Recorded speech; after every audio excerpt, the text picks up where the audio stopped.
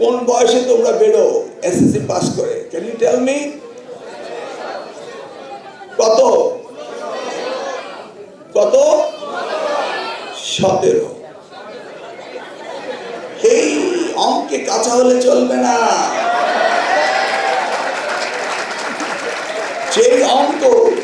যে অঙ্ক তোমার ক্ষতি করে সেই অঙ্কে ভুল করো না।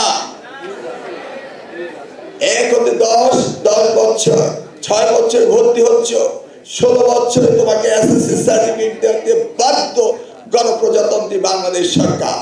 Am I right? ওই দায়িত্বটি ওই মধ্যের চেয়ারে বসেছে যে মন্ত্রী, তার দায়িত্ব ছিল 16 বছরে এসএসসি পাস করিয়ে দেওয়া, নাকি?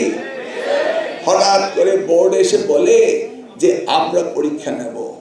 তোমরা কি ক্লাস 10-এ পরীক্ষা দিয়ে পাস করনি?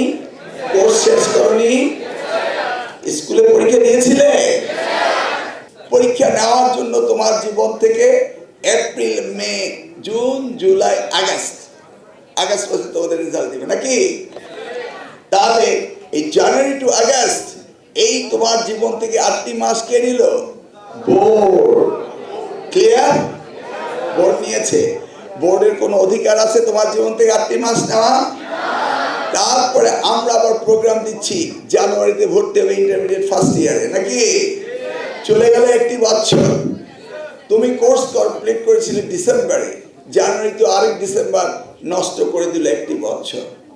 ক্লিয়ার? জাতির জীবন থেকে 1টি বছর নষ্ট হলো।